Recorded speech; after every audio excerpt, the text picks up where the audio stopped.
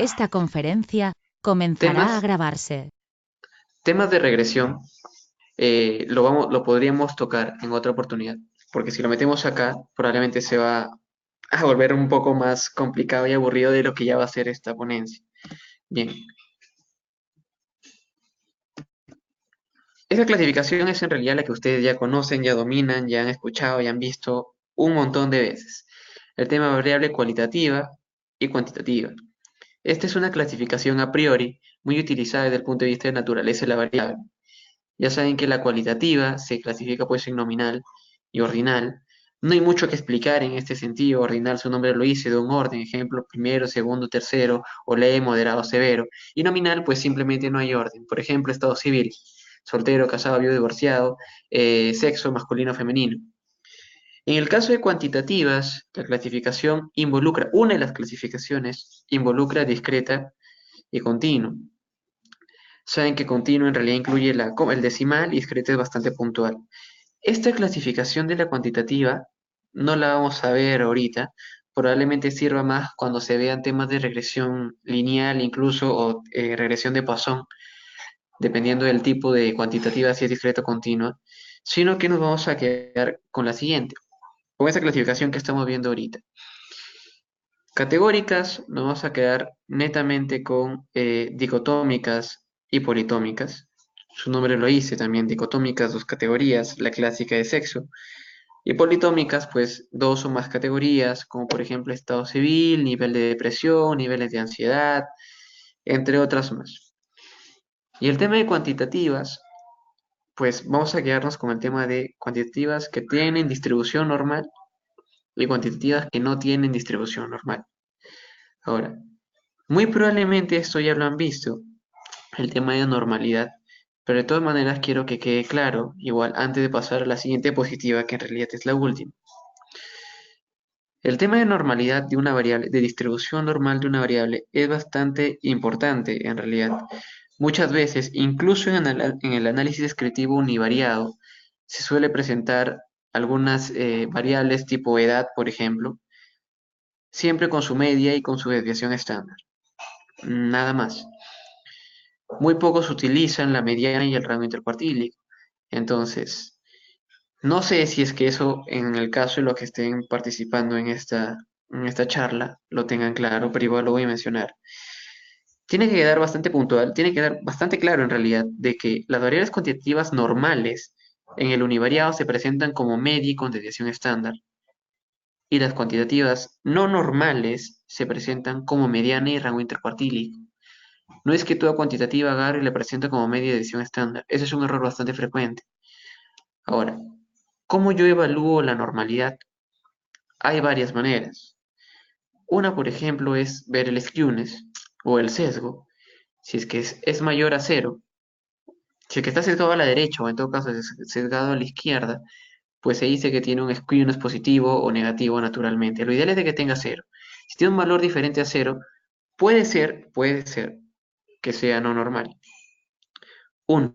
Segunda manera de evaluar la normalidad, kurtosis, que es el apuntalamiento. Sé que son cosas que ustedes ya han visto, solamente le estamos recordando. El apuntalamiento es esa curvita que tiene su campana de Gauss. El valor puntual debe ser probablemente aproximado a 3. Cifras que se alejan de ese valor probablemente también me asemejen a una distribución que no sea normal. Tercera forma de evaluar la distribución normal de una cuantitativa. Ver cuán similares son la media y la mediana, y bueno, en teoría también la moda, pero principalmente la media y la mediana.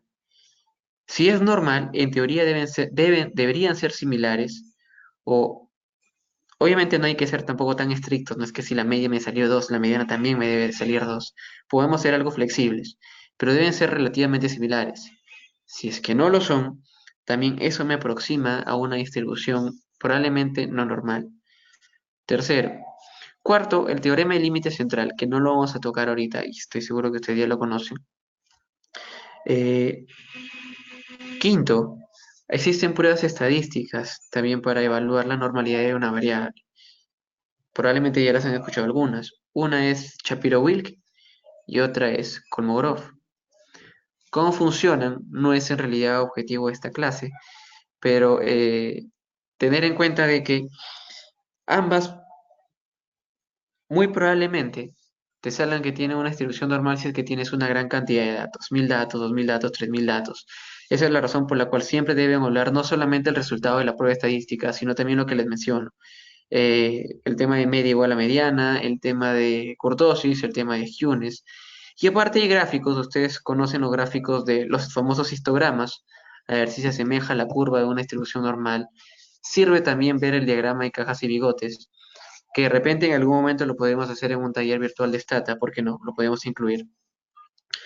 Entonces, todo eso tienen que ustedes evaluar para definir si tiene su cuantitativa una distribución normal o una distribución no normal. Una vez más, si tiene distribución normal, en el análisis univariado normal se presenta como media de desviación estándar. Y si tiene no normal, una distribución no normal, mediana y rango intercuartílico. Esto es en el tema del análisis univariado, o sea, presentación independiente de cada variable. ¿Cómo funciona ahora en el tema del bivariado? Entiéndase como bivariado cruce, obviamente, de dos variables. Entonces, tenemos todos estos posibles escenarios. Cualitativa dicotómica, cualitativa politómica, si es que las queremos cruzar con sus similares, si es que queremos cruzar estas con cuantitativas normales o no normales, o si queremos cruzar cuantitativas entre sí. Vamos viendo cada una. Y prestar bastante atención porque en realidad no hay nada escrito. Todo lo voy a mencionar. Pero vamos a ir viendo todo esto a detalle. Antes de empezar, quiero mencionar de que lo que vamos a mencionar es solamente uno de los supuestos para el uso de las variables que vamos a presentar ahorita. Ojo, solamente es uno de los supuestos. Es importante que tengan en mente que siempre existen otros supuestos que se tienen que evaluar, como la teoría de la muestra, independencia, en el caso, por ejemplo, de ANOVA, homocedasticidad, que es la igualdad de varianzas, y otras cosas más que no vamos a tocar en este momento. Simplemente estaría tranquilo con que quede claro bien cuándo usar cada prueba estadística según el tipo de variable. Por ejemplo, supongamos de que queremos cruzar una cualitativa dicotómica con otra dicotómica. Ejemplo, sexo con depresión sino. O que queremos cruzar sexo de repente con una cualitativa politómica, que quizás sea ya no depresión sino niveles de depresión leve, moderado, severo. Para cualquiera de los dos casos, tengo dos opciones. La primera es la que muy seguramente todos han escuchado, es el famoso chi cuadrado. Y la segunda, que probablemente han escuchado algunos, pero que quizá con menos frecuencia, es el test exacto de Fisher o la prueba exacta de Fisher. ¿Cuál es un error muy común en pregrado?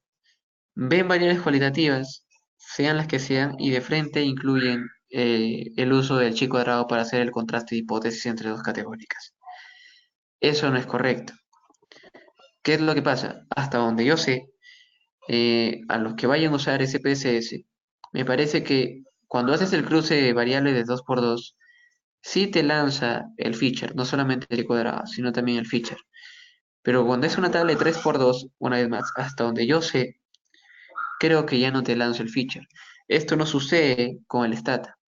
En el stata existen los comandos para que tú digas, ok, el programa, dame mi chi cuadrado o dame el test exacto de feature. No es objetivo igual de esa clase.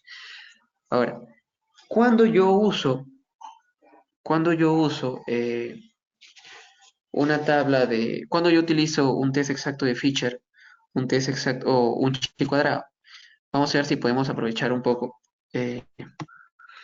y mejor lo hago con un ejemplo. Estoy abriendo el Excel, un Excel.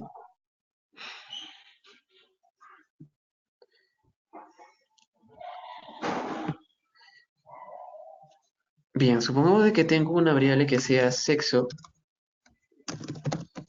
masculino, femenino. Otra variable que sea depresión, sino. Supongamos de que 40 hombres tienen depresión, que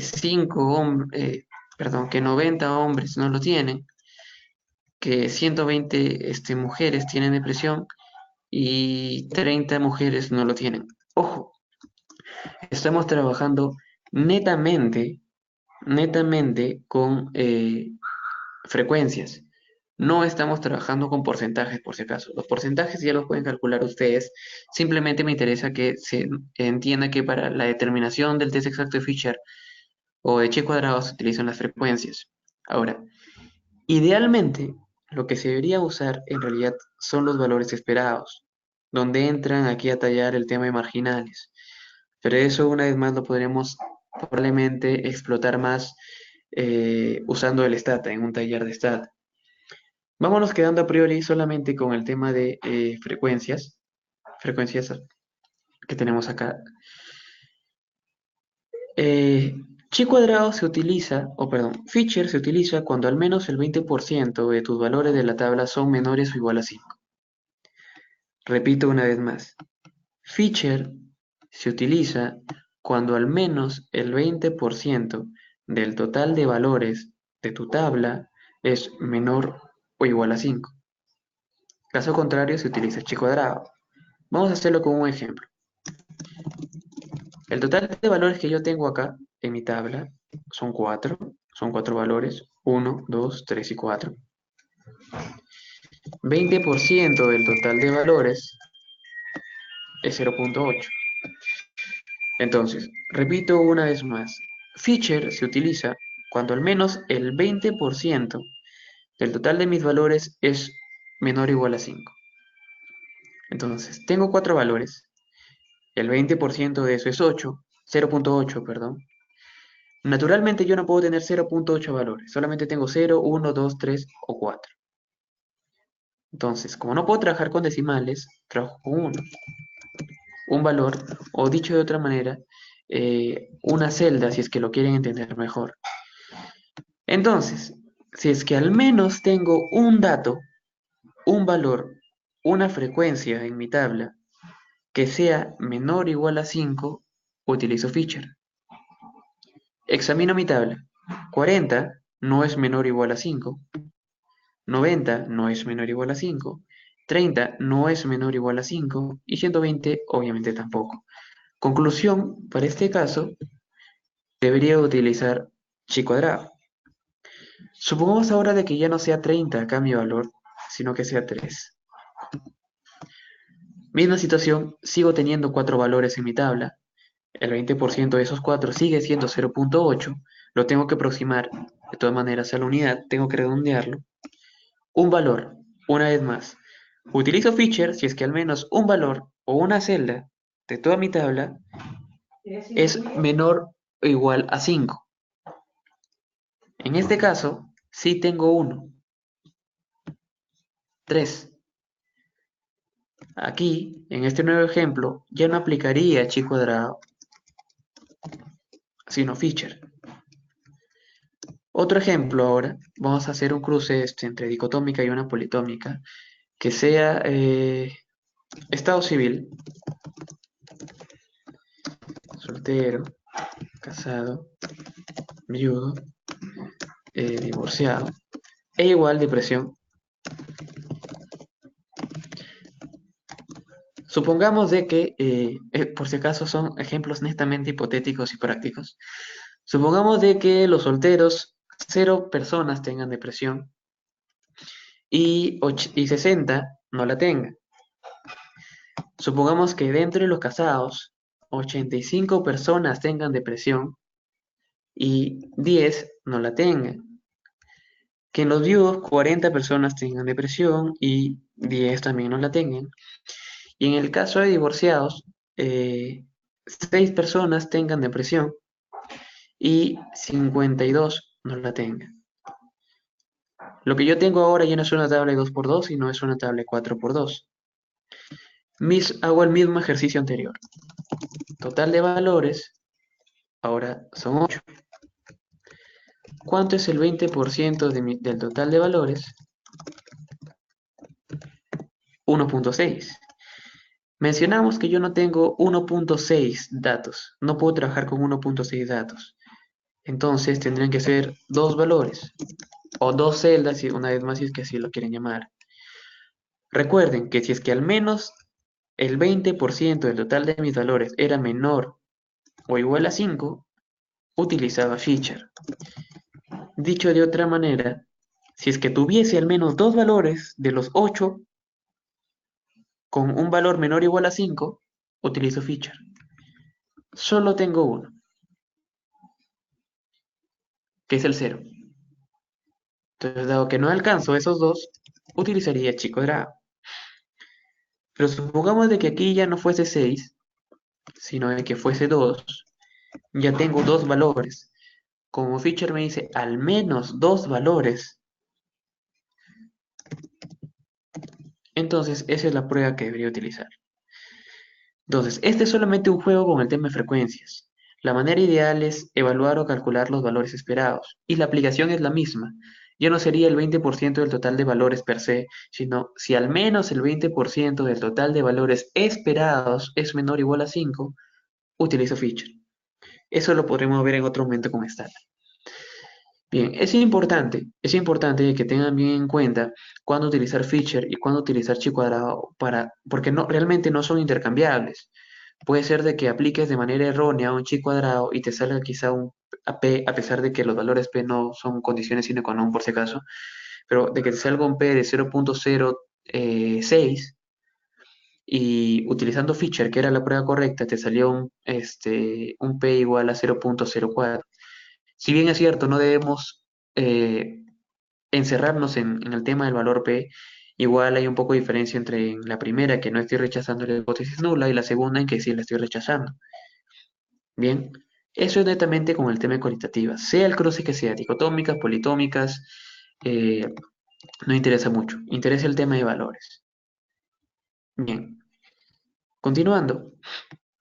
¿Qué pasa ahora si tengo una cualitativa dicotómica y una cuantitativa normal? Vamos haciendo también con un Excel. Supongamos entonces de que tengo igual aquí, dicotómica, masculino, femenino, y quiero cruzarlo según edad. Yo he evaluado la normalidad de mi variable, edad. He obtenido quizá una kurtosis de 2.8, he obtenido un skewness 0.02, he tenido que mi media es igual de repente, no sé, a 16 y mi mediana así igual a 16 también. He tenido que la Shapiro-Wilk me dio un valor de P igual a 0.06 o 0.9 si quieren llamar. Entonces, bien, kurtosis cercano a 3, ok, punto para la normalidad. Skewness muy cercano a 0, punto para la normalidad. Media similar a la mediana, punto para la normalidad. Y un P obtenido por Shapiro-Wilk mayor a 0.05, punto para la normalidad. Aprovecho para mencionar acá el tema de normalidad con respecto al valor P. Aquí mi hipótesis nula para evaluar la normalidad me dice que la distribución de mi variable es igual a una distribución normal. Dicho de otra manera, un poco más fácil, mi variable tiene distribución normal. Esa es mi hipótesis nula. Ustedes ya saben que un P menor a 0.05 rechaza la hipótesis nula y caso contrario, pues no se rechaza. Entonces, si es que yo obtengo aquí, es un P mayor que 0.05, naturalmente, ustedes pueden verlo. Entonces, no la estoy rechazando, es mayor. Y si no rechazo mi hipótesis nula, pues ¿qué digo? Que sigue una distribución normal. Bien, entonces, ok, tengo sexo y tengo edad. ¿Qué opción tengo en este caso? Una que ustedes ya conocen, la famosa T-de-Stewart. Una vez más, he evaluado la normalidad de mi variable cuantitativa, he asumido que tiene distribución normal, he llegado a esa conclusión. He evaluado aquí también me faltaba, evaluó mi histograma y gráficamente se asemejaba a una distribución normal. De repente he visto mis cajas y bigotes también, o mi diagrama de cuantiles, perdón, y se asemejaba a una distribución normal. Y todo ok. ¿Cuál es la opción que tengo? De Steven. El siguiente caso es igual, una cualitativa dicotómica, pero ahora con una cuantitativa no normal. Ojo, no normal. Vamos a hacerlo por acá igual.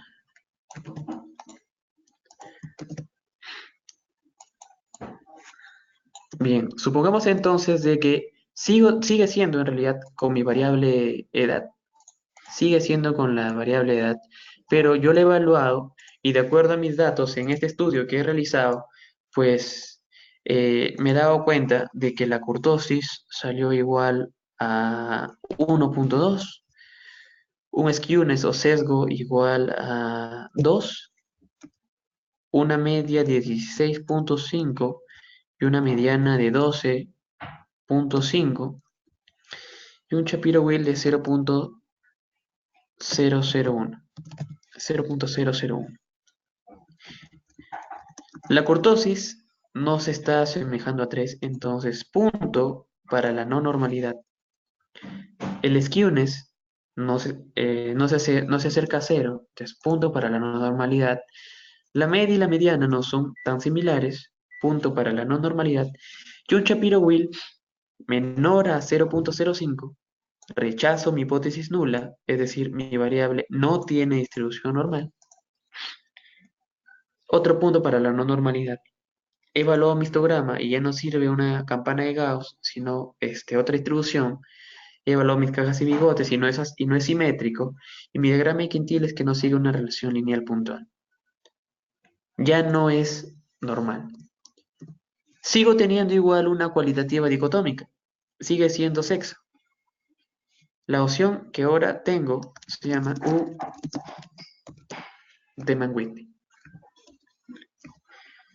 Algo que me había olvidado mencionar es de que en el tema de cuantitativas, cuando mi cruce es con una cuantitativa normal, se les llama prueba paramétrica.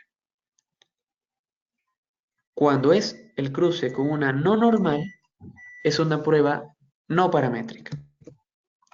Dicho de otra manera, o aplicándolo aquí en estos casos, T-de-Stuyvesant sería mi prueba paramétrica para el cruce de una dicotómica con una normal, y la U de Mann-Whitney sería mi prueba no paramétrica, mejor dicho, es la prueba no paramétrica de T-de-Stuyvesant que me sirve cuando mi cuantitativa no tiene distribución normal.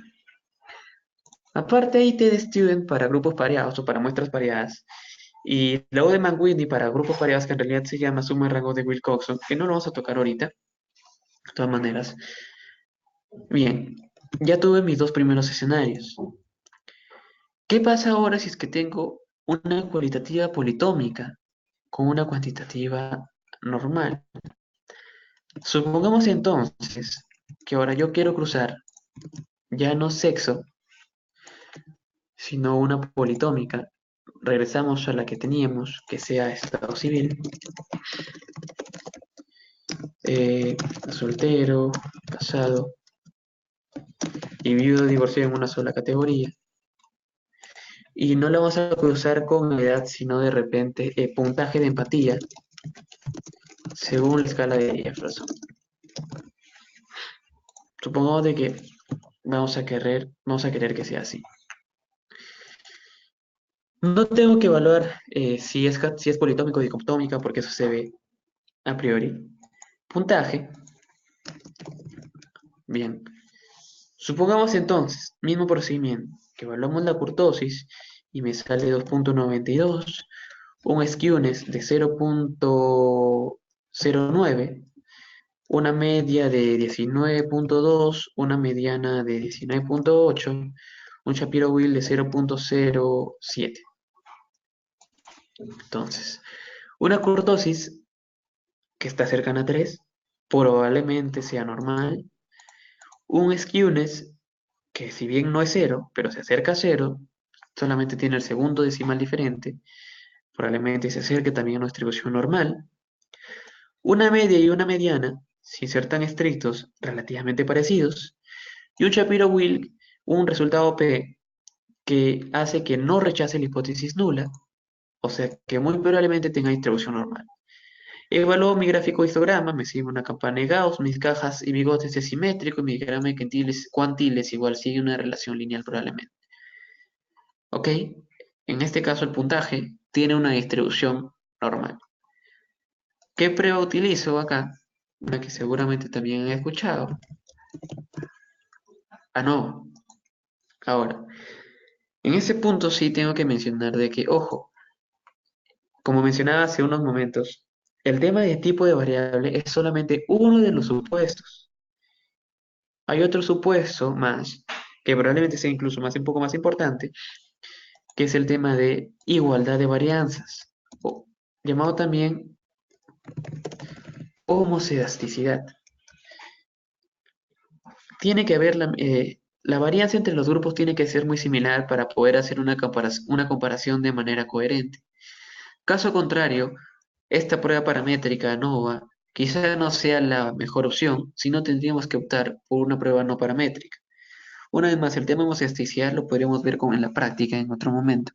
Pero quiero que sepan, más que todo, el punto va de que no solamente el tema de tipo de variables son todos los supuestos y ya. Bien, último ejemplo respecto a los que impliquen cruce con cualitativas. Ahora tenemos una cualitativa politómica con una cuantitativa no normal. Igual, supongamos de que es puntaje de empatía. Pero ahora cambian un poco mis valores. Tengo una kurtosis de 6, un skewness de 2.4, una media de 14, una mediana de 19 y un Shapiro-Wilk menor a 0.001. Kurtosis se aleja del 3, punto para la no normalidad. Skewness muy diferente de 0, punto para la no normalidad. Media y mediana no son tan iguales, la verdad, hay 5 puntos de diferencia. Y un Shapiro-Wilk que como es menor que 0.05, rechazo la hipótesis nula. Eso quiere decir que la distribución no es normal. Evalúo hipotéticamente mi histograma. En el caso de stata se utiliza el comando histogram y mi variable. Si quieren ver la curva se utiliza normal. Eso es para otro caso. Evaluamos mis cajas y bigotes y no es simétrico y mi diagrama de cuantiles. Conclusión, una politómica, estado civil con una cuantitativa no normal. Ya no sería una prueba paramétrica, sino una prueba no paramétrica. ¿Qué opción tengo acá? ¿Cuál es la no paramétrica de ANOVA? Kruskal-Wallis. Ese es el nombre. Bien, entonces, hasta ahí lo que hemos visto son cruces entre cualitativas. Hemos visto cruces entre cualitativas y cuantitativas. Y ahora nos queda, ¿qué pasa si es que tengo que cruzar dos cuantitativas? Aquí entra, a ver, entra a tallar algo que se llama correlación. Y es importante que quede claro que la correlación de manera práctica funciona cuando se quieren cruzar dos cuantitativas, o al menos cualis, pero ordinales. Tengan mucho cuidado con eso. Un error también frecuente que suelo ver yo en pregrado es de que se utilizan para las tesis o para los proyectos de investigación correlación entre el sexo y, eh, mm, no sé, y el rendimiento académico. Y no tiene sentido porque sexo es una cualitativa nominal, es dicotómica. Entonces, el punto de la correlación es de que yo eventualmente voy a tener que hacer un gráfico de dispersión que ustedes ya conocen. Entonces, cuando lo interprete, no tendría sentido decir a más sexo, más rendimiento académico. Suena completamente extraño y mal planteado desde el punto de vista estadístico. Pero supongamos de que tengo mi variable índice de masa corporal cuantitativa, no categorizada como cuantitativa, y mi variable hemoglobina, solamente por dar un ejemplo. También en cuantitativa, no categorizada como anemia. Si hago mi gráfico de dispersión o cómo lo podría interpretar asumiendo que tengo una correlación positiva, pues a mayor índice de masa corporal, mayor valores de hemoglobina. Tiene mucho más sentido, la explicación es mucho más plausible de comprender. Entonces, por favor, tengan bastante claro eso. Cuantitativas o al menos ordinales. En este ejemplo no nos vamos a complicar y vamos a asumir que estamos trabajando con cuantitativas. Supongamos de que tenemos aquí una cuantitativa que va a ser, vamos a hacer el mismo caso, IMC y hemoglobina.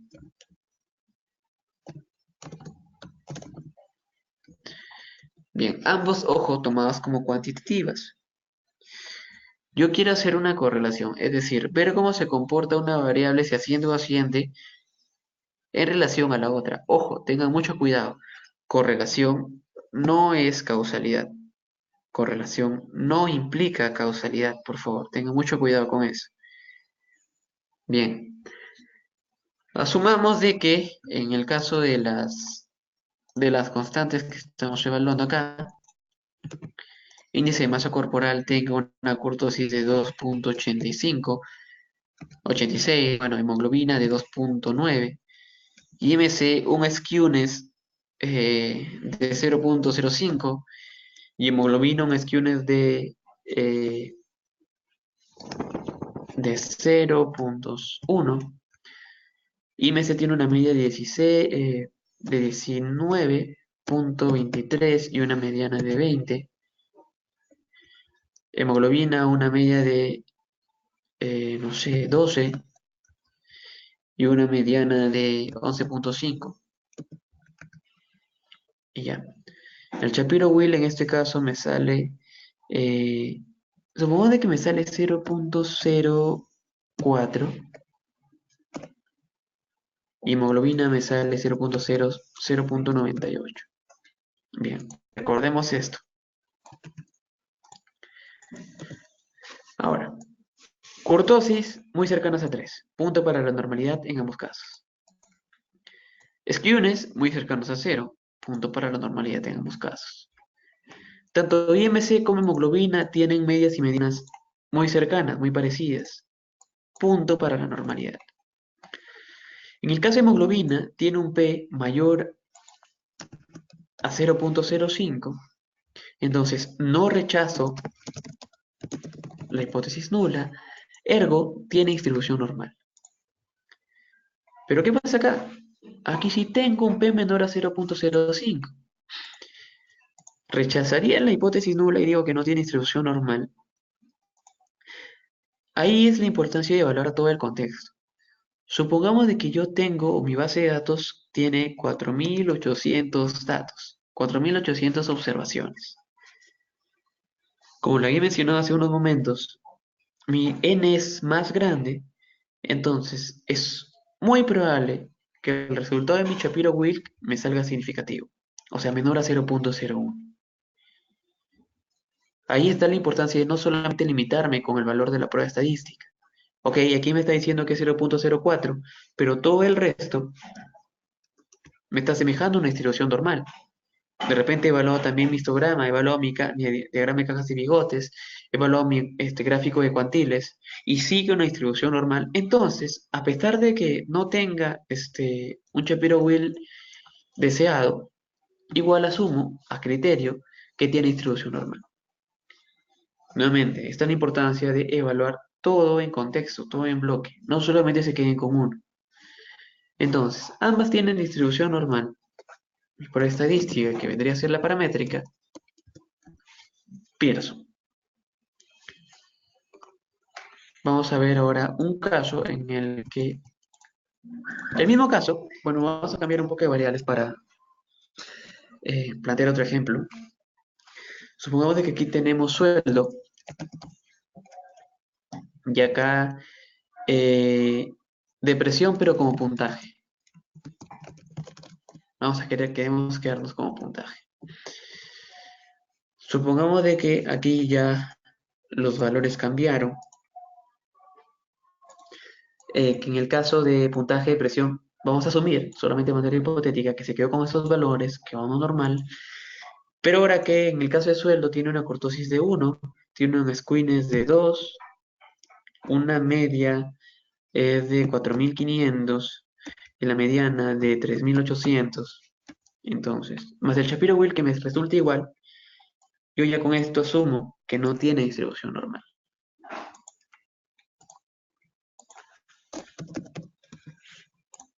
Entonces, en este caso específico, estoy trabajando una no normal con una normal.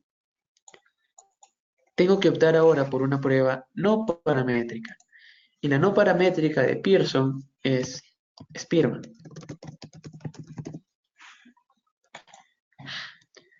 Y el último caso, que lo podemos ver acá, ¿qué pasa si tengo una no normal con otra no normal? Funciona también asumiendo que tengamos al menos un ordinal.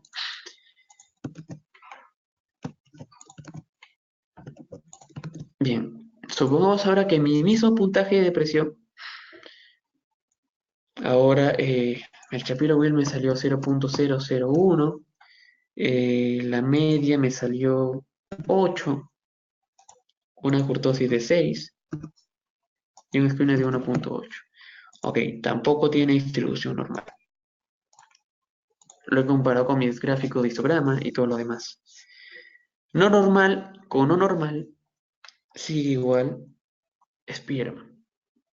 Igual utilizo Spearman. Bien, ya para terminar, algo que quiero que quede claro es de que todos estos casos que hemos visto, si es que a alguien le sirve esto, lo voy a dejar acá, por si alguien quiere que se lo pase me avisa. Me interesa que entonces TestStudent y ANOVA vendrían a ser pruebas paramétricas. Udeman-Whitney y Kruskal-Wallis, paramétricas. No paramétricas, perdón, no paramétricas. Pearson, paramétrica, y Spearman, no paramétrica. 1. 2. Cuando yo hago mis cálculos de Fisher o de chi cuadrado, solamente en realidad me interesa el valor P.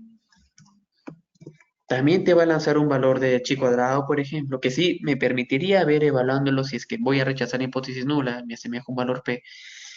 Pero en la práctica, lo que importa es el reporte de este valor. Lo que me hace, el valor P que me saca este cálculo, que me da este cálculo en realidad. Ya lo como ustedes quieren llamarlo, se rechaza la hipótesis nula, eh, o hay diferencias significativas, como le quieran llamar. Lo mismo sucede con la T de Steuben. También va a dar un valor T, pero me quedo con la P. O de McWhinney igual. ANOVA en la práctica también me quedo con el valor P. En este ejemplo solamente. Igual acá con Kurzweil-Wallis. Pero ¿qué pasa con Pearson? ¿Y qué sucede también con Spearman? Ambos no solamente me van a dar el valor P.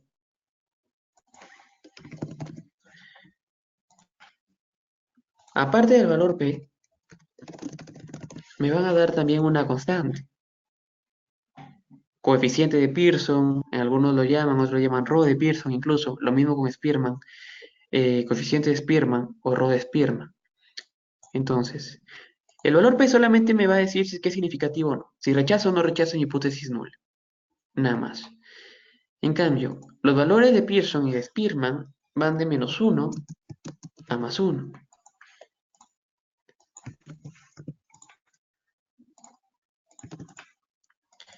¿Cómo se interpreta esto? No es que +1 sea perfecto y -1 imperfecto, por si acaso. -1 me habla de una correlación inversa o negativa, como quieran llamarle, perfecta. Y el +1, una correlación directa o positiva, perfecta. 0, no hay correlación. Ahora, ¿qué pasa? Supongamos de que si tengo valores de 0.3 o -0.3, 0.5, 0.7, Carlos, ¿cómo interpreto eso? En realidad, es bastante, no controversial, sino existen diferentes puntos de corte. Si ustedes googlean y colocan interpretación Rode-Spearman, la primera página, el primer artículo que les salga, le va a salir, por ejemplo, no recuerdo dónde está publicado, creo que una de Chile, una de Cuba, le va a salir cómo interpretar diferentes puntos de corte. Algunos, por ejemplo, consideran que el 0.5 es una correlación moderada, de 0.7 a 1 ya lo consideran como una correlación fuerte. Otros consideran de repente 0.5 una correlación regular, de 0, mayor a 0.5 hasta 0.7 fuerte, de 0.7 a más muy fuerte.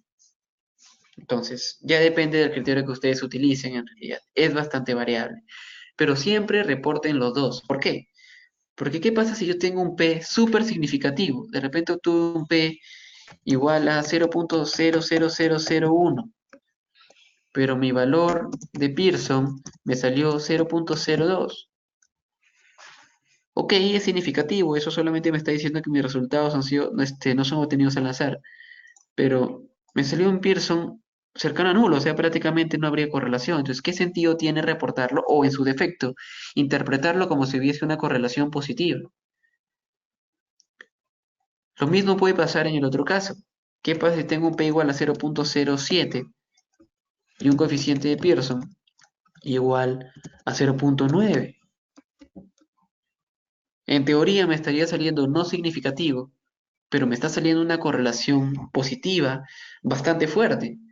Entonces, realmente me está aproximando a algo que quizás sea de mi interés en el punto de aspecto clínico. Entonces, siempre céntrense bien en lo que quieran reportar. Acuérdense que el valor P no es una condición que sí o sí tengan que ustedes encontrar, es decir, necesito un P significativo. No. Puede ser de que este resultado lo hayan encontrado porque quizás trabajaron solamente con 70 datos, de repente ni siquiera calcularon muestra.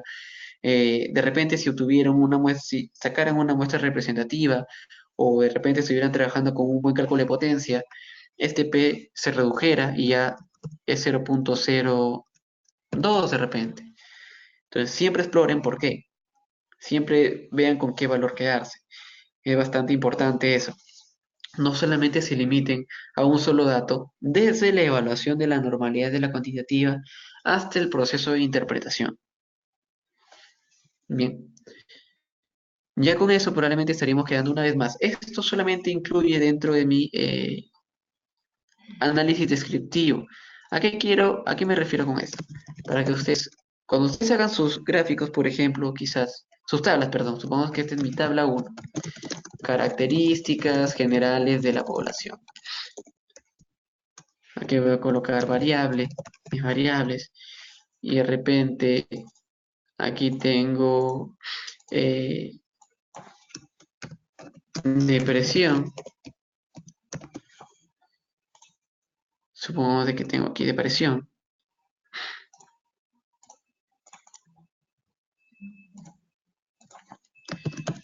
Sí y no. Y aquí vienen mis variables. Edad, de repente sexo, aquí viene masculino, aquí viene femenino. Aquí quizá tengo una variable que sea, para no repetir, presencia de hipertensión. Por ejemplo, solamente por dar un ejemplo. Y que mis categorías sean sí, no.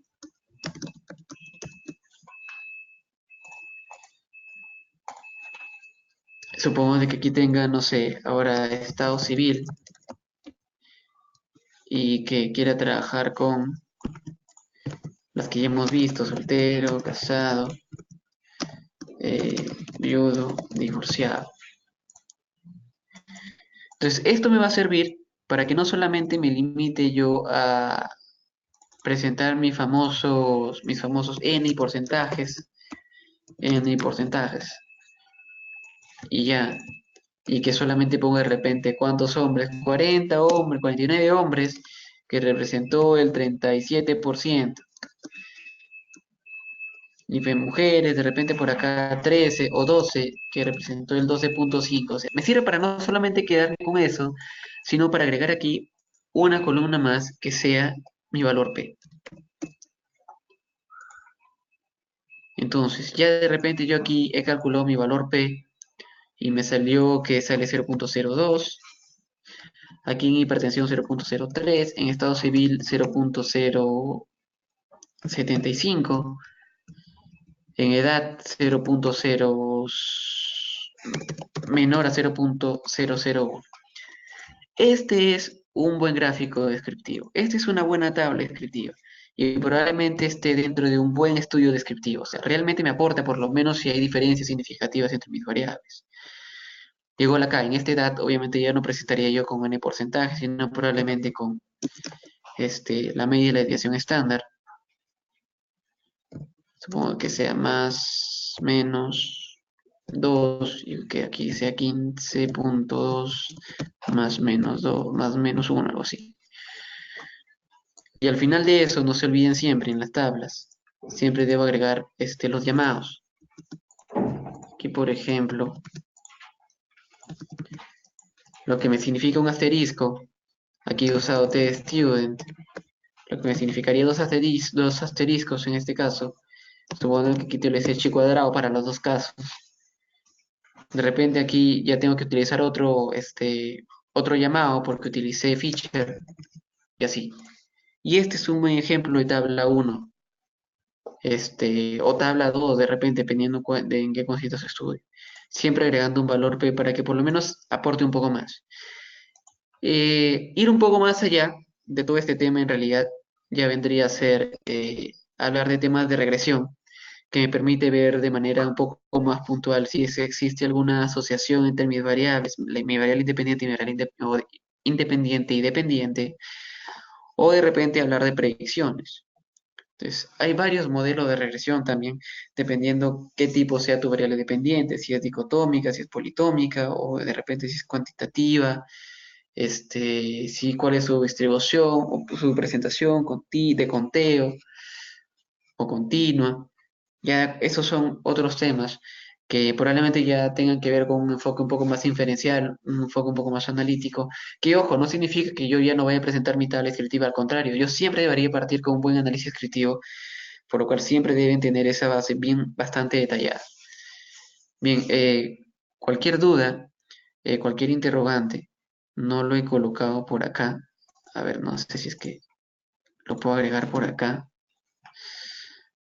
para que se quede para que lo puedan visualizar. Mi correo es, mi correo personal, es decir, store2993@hotmail y mi celular es el que aparece ahí. Si tuviesen alguna duda, alguna consulta respecto a esta charla, o cualquier otra consulta respecto a algún trabajo de investigación que esté realizando, algún tema de investigación que esté realizando, por favor no duden en escribirme con toda confianza. Agradecido por la invitación para dar esta charla y espero haya sido de su utilidad.